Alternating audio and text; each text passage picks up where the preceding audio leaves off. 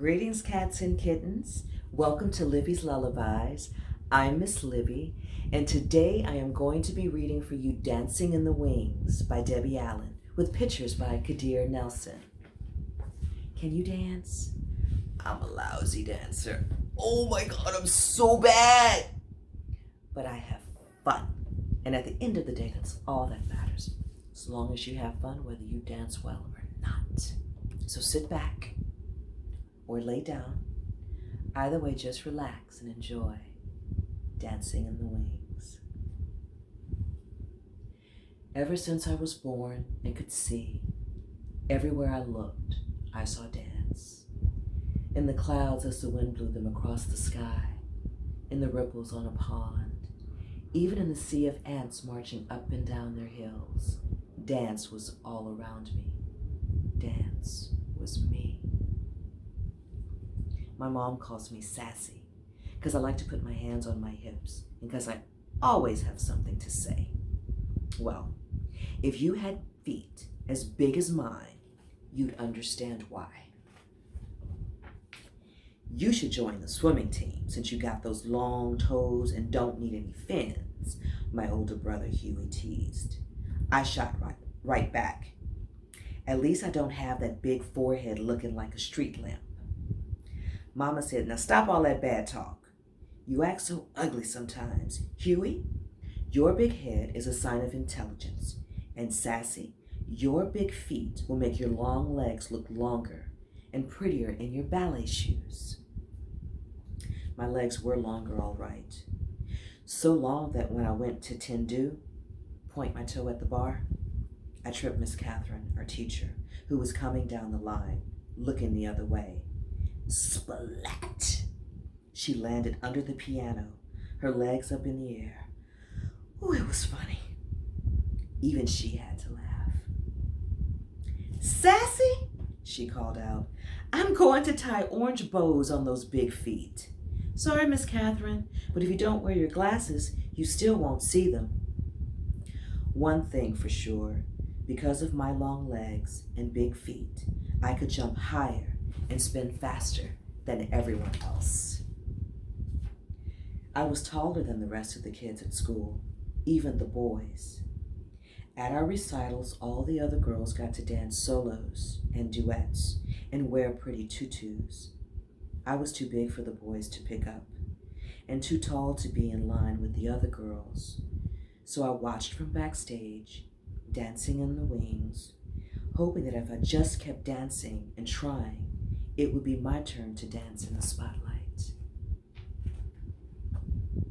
One day, at the end of ballet class, Miss Catherine announced, Mr. Debato from the Russian school is coming next week to look for talented young people for the Summer Dance Festival in Washington, D.C. The whole room turned into a whirlpool of excitement as the sign-up sheet was posted. Everyone wanted to try, especially me. But as I wrote my name down, I heard two girls, Molly and Mona, giggle. Mona said, oh please, she'll never make it. They said talent, not a Tyrannosaurus. My heart seemed to stand still. For once, I had nothing to say. I couldn't hide the tears. I felt welling up in my eyes. So I just grabbed my dance bag and ran to the parking lot. I heard a familiar horn honk and turned to see my Uncle Red in his bright green pickup truck. Uncle Red had the whitest, tight curly hair, smelled of cigars, and every day wore something red. A tie, a hat, a shirt, socks, maybe even shoestrings. Just something red. Why of all days did Mama have to send him to pick me up? Why today? I was not in the mood for his jokes or stories, but I quickly tried to dry my eyes and smile. I got a good one today for you, Sassy. What did the banana say to the monkey? Split! Ha! Get it? Split? Banana split? It's so bad. I started to cry. Sassy, what's wrong? He asked. I told him what had happened. I'm just so much taller than the other dancers, Uncle Red. Sassy, he said, you gotta look at that as a gift. Being tall means you can see all around, so you can always find the right path to take. Sound advice? No, I said. It means I stick out like a big acne bump on someone's nose. I'll never get to dance. It's a waste of time to go to that audition. Listen, gal, said Uncle Red. If I was as tall and pretty as you, I wouldn't need to wear red so people knew it was me coming and going. All you gotta do to make your mark on the world is walk into a room. By the time I got home, Uncle Red had cheered me up, had me laughing and feeling better. As I got out of his truck, he waved goodbye, calling out, "Make your mark, gal." Huey and his football friends stopped playing. Huey yelled out, "Hey, Sassy, why don't you come and play with us? We need a goalpost." His little, mean, ugly friends laughed. Boy, did that make me mad. "Sure, if we can use your big head for the ball," I shouted back. His friends screamed with laughter. Huey got so mad, he turned red, looking like a tomato with that big head. Ha! We were just about to go at each other when Mama called us inside. Late that night, I lay awake, staring out my window and thinking about Uncle Red's words. I could see myself dancing on the Milky Way, swirling like a twinkling shooting star. Next thing I knew, I was talking to myself out loud. I'm going to that audition, big feet and all. On the day of the tryout, kids came from all over the city. It was so crowded. Everyone was expected to wear black, but like Uncle Red, I picked my own color, bright yellow. And instead of standing in the back, I squeezed between Molly and Mona, right in the front row. I ignored their snickering. Miss Catherine came in and introduced Mr. Debato. Everyone applauded. Boy, was he short. Couldn't have been more than 4 feet 9 inches tall. He started walking down the rows, pacing back and forth, just looking at us. Then he stopped right in front of me and said, "Young lady, why are you wearing that loud yellow leotard? I'll need to put on sunglasses to see anybody else. Please, go to the back row." Molly whispered, "See ya, wouldn't want to be ya." At least he noticed me, I snapped. I put my hands on my hips and walked to the back. The first round of the audition was center floor exercises. Mr. Debato walked around, prodding and poking, making corrections. The first round of the audition was center floor exercises. Mr. Debato walked around, prodding and poking, making corrections. He stopped once and looked right at me, but didn't say a thing. I held my breath as he dismissed almost half the kids after the first round. But not me. Next was the adagio, the slow section.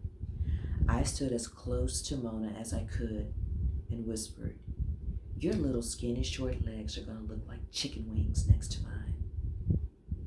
"I'd rather look like a chicken than a turkey like you with that long neck," she answered. "Talk to the hand," I told her. I took my leg up so high it got stuck. Luckily, I could balance on my other big foot. So I just held it until Mr. Debato remarked, "Young lady, the exercise is finished." "Oh," I jumped out of position. "Show off," Molly grunted. "Gobble, gobble," Mona imitated a turkey. Don't like those two little girls.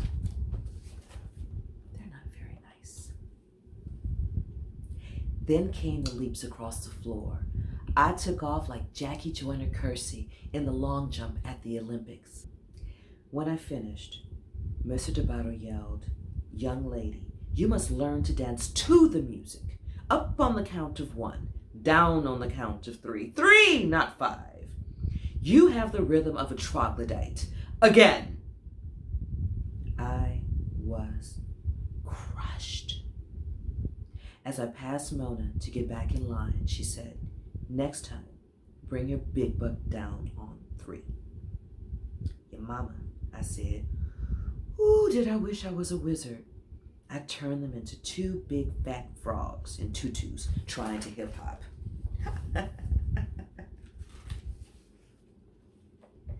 By the end of the day, there were only 7 of us left. Mr. DeBato called out everyone's name except mine and asked them to step forward. Standing alone, I really had to fight to hold back my tears. Then I heard him say, "Thank you all for coming today. Keep working, keep trying. You are dismissed." Mr. DeBato said to me, "Sassy, you have a great deal of potential. You have beautiful long arms and legs, but you flail about with no control. You must learn to use your feet better. And timing. We have a lot of work to do when you come to Washington this summer. But please leave that loud yellow leotard at home. All you need to do to be noticed is to walk into a room. Dismissed." And he walked out. Jumping and shouting, I ran to the parking lot.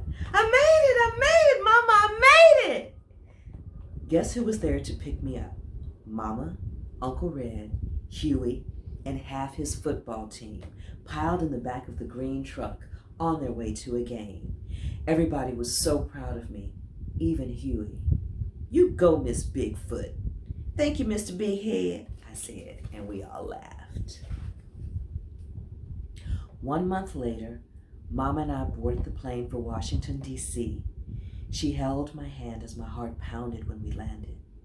At the school, there were young dancers from Russia, Mexico, France, China, Cuba, Brazil, New York, Texas, and long-legged me from Inglewood, California.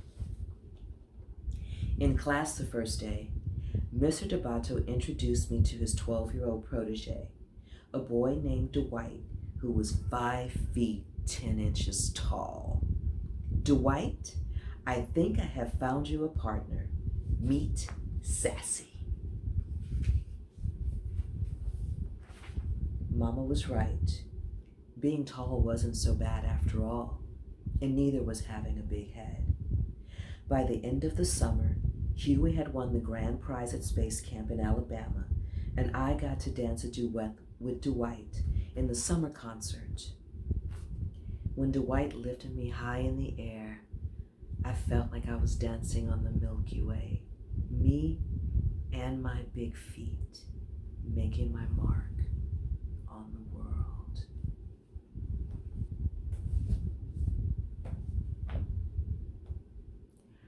I really enjoyed that story, and I hope you did too. Sometimes we look at ourselves and we can see our flaws, but we forget to see the good that's in them. Like Sassy and her big feet, she was able to balance. So what if she was tall? She could really see around her. So what if you're short? So what if you're light or you're dark? Or if you have straight hair, you have curly hair. If you have brown eyes or blue eyes. Being happy with you is the greatest gift. I want you guys to enjoy the rest of your day, or your evening, your week, or your weekend, and I will see you next time on Libby's Lullabies. Cheers. Oh, and if there's a story that you would like me to read, feel free to DM me at Libby's Lullabies on Instagram, or you can email me at libbyslullabies@gmail.com. You guys take care, and I'll see you next time.